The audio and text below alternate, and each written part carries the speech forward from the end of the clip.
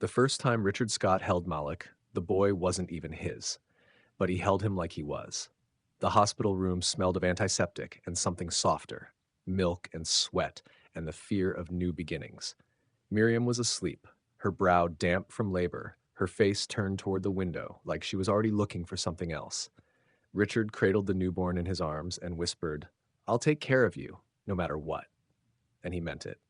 Richard was a man of few words and firm hands. He built furniture in a shed out back, worked long shifts, came home tired, but tried not to show it.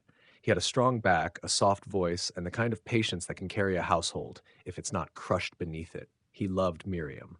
Truly. Loved her smile when she used to wear her hair in a high wrap and spin in the kitchen to old Motown. Loved her wild laughter, her fire. But she had demons she didn't name, and pride that always needed a target. Whenever he tried to guide Malik, teach him right from wrong, she took it as an attack. "You just want to break him like your daddy broke you," she'd scream. "My father never showed up," Richard would reply. "That's why I do." But Miriam didn't want correction. Not for her son. She saw Malik's mischief as charm, his violence as misunderstood genius. Richard saw something else, a flicker, a shadow. He tried. God, he tried firm talks, school meetings, church groups, even boxing lessons to channel the boy's anger into discipline. But every time Malik pushed, Miriam pulled. "You're too hard on him." "No," Richard said quietly. "You're too soft. They say you can't pour water into a cup with a crack in it, no matter how full your heart is." And Miriam cracked more with every year. She began to resent Richard's calm, his quiet way of carrying disappointment like a backpack he never set down. When she cheated, a one-time thing, she said, a mistake born of loneliness, he felt the earth shift under his feet. But he stayed, for the boys, for the hope that once rooted could survive even rot. Then came Isaiah, a different man's eyes, a different man's laugh, a baby born of Miriam's rebellion and Richard's silence. Still, he stayed for a while, held the baby, rocked him, whispered the same promise. "I'll take care of you." But Miriam didn't want him anymore, not the man, not the mirror.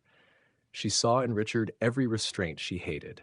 He became the villain in her story, the oppressor in a house she ruled with soft chaos, her tongue cut sharper than any blade. "You're just like my father," she spat one night, her voice shaking. "No," Richard said, his voice barely a breath. "I'm the man yours should have been." She didn't respond, just turned her back and went to bed. He left 2 days later. Took nothing but a duffel bag, his wedding ring, and the worn photograph of Malik as a toddler riding on his shoulders, arms outstretched like wings. He didn't look back, but he never stopped looking inward. Years later, when the news came, the murders, the arrest, the child lost, Richard didn't cry right away. Grief, for men like him, is a private thing, a slow drowning. He drove to the house in silence, wind rustling through trees like whispers of ghosts.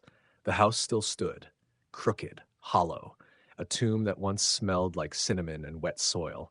He walked through the yellow tape like a man walking into his own grave. He stood in the kitchen where he once fixed the sink.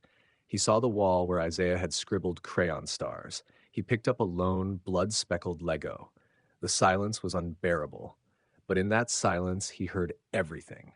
He heard Miriam's laughter when they were young, Malik's first words, the slammed doors, the years of warnings, the Sunday mornings he left for church alone, all of it echoed in that stillness. Reflection. Richard didn't hate Miriam. Not even then. He pitied her. Pitied the little girl inside her who had never known how to receive love unless it came with chaos. He had tried to be the antidote to her trauma, but you can't heal someone who bleeds in circles. He visited Malik once in prison. The boy, no, the man now, sat across from him with eyes like frozen glass. "I wanted to hurt her," Malik said, "but I didn't mean to hurt him." Richard nodded. "You hurt all of us." They sat in silence. "You still think I'm evil?" Malik asked. "No," Richard said. "I think you were raised in a war zone and never taught to build a home." The final lesson. Not every father who leaves is running away. Some are pushed out by love turned toxic, by households where silence is safer than presence. Richard Scott was not a perfect man, but he was a good one. And his tragedy wasn't just losing a son, it was losing both, long before the murder ever took place. Because a man can build the foundation of a house, but if the walls reject him, the roof will fall anyway.